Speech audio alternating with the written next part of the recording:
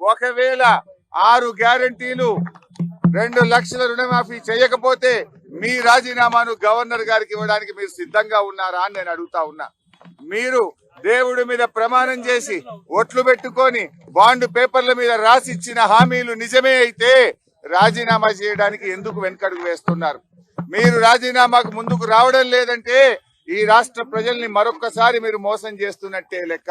ఒకవేళ మీకు రావడానికి ఇక్కడ ఇబ్బందిగా ఉంటే అమరుల స్తూపం దగ్గర, ఎందుకంటే మీరు ముఖ్యమంత్రి అయిన తర్వాత ఏనాడు ఈ అమరవీరుల స్తూపానికి 2 పూలు పెట్టింది లేదు, శ్రద్ధాంజలి ఘటించిన చరిత్ర మీకు లేదు.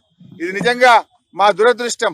అయినా కూడా ఈ ఒకవేళ మీకు రావడానికి ఇబ్బంది ఉంటే మీ పిఏ ద్వారా పంపండి, లేదా మీ స్టాఫ్ ద్వారా పంపండి, మాకు అభ్యంతరం లేదు. కానీ మా ఆశల్లా, మా ప్రయత్నం వల్ల ఈ రాష్ట్రంలో ప్రధాన ప్రతిపక్షంగా ప్రజలకు ఇచ్చిన హామీలు అమలు చేయించడమే మా కర్తవ్యం. మాకు ఇక్కడ రాజకీయాల కంటే కూడా పేద ప్రజల ప్రయోజనాలు ముఖ్యం.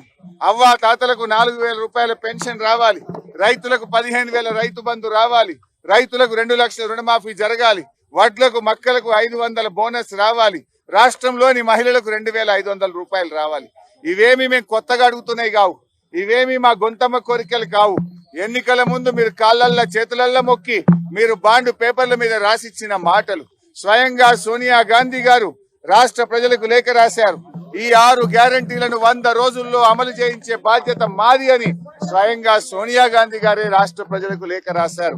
అందువల్ల ఈ రాష్ట్ర ప్రజలకు మీరు ఇచ్చిన హామీలు అమలు చేయమని అడుగుతున్నాం. ముందు బేషరతుగా మీరు క్షమాపణ చెప్పాలి.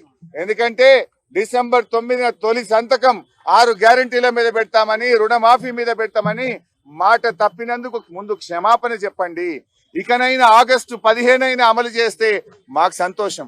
నా ఒక్కడికి ఎమ్మెల్యే పదవి కంటే ఈ రాష్ట్రంలో లక్షలాది మంది ప్రజలకు 4,000 ఆసరా పెన్షన్, 4,000 నిరుద్యోగ భృతో, 2,500 రూపాయలు మహిళలకు, 2 లక్షల రుణమాఫీ జరిగితే నేను సంతోషపడతాను.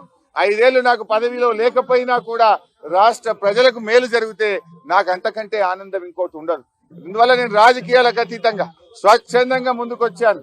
నేను స్పీకర్ ఫార్మెట్ లో కూడా నా లెటర్ ఇవ్వడానికి నేను సిద్ధంగా ఉన్నా. ఇవాళ నీ డిమాండ్లను ఇవాళ ఇక్కడ ఉండే జర్నలిస్టుల చేతిలోనే నా రాజీనామా పత్రాన్ని పెట్టి వెళ్తా ఉన్నా. స్పీకర్ ఫార్మెట్ లో రాజీనామా ఆమోదించుకొని పదవికి దూరంగా ఉండడానికి నేను సిద్ధం. కానీ నువ్వు మరి ప్రజలకు ఇచ్చిన మాట నిలబెట్టుకోవాలని కోరుతా ఉన్నా.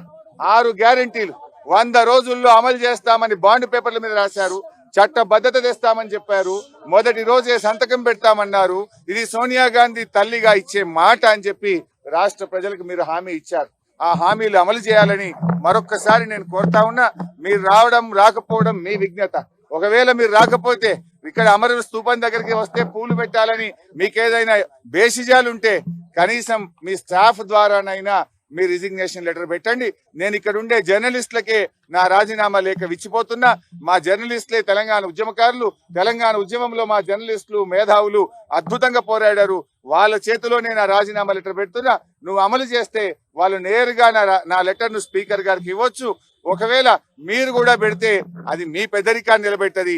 ఒకవేళ మీరు రాజీనామా లెటర్ ఇవ్వకపోతే అది మీరు మరొక్కసారి దేవుళ్ళ పేరు మీద ఈ రాష్ట్ర ప్రజల్ని మోసం చేస్తారని భావించాల్సి ఉంటుంది.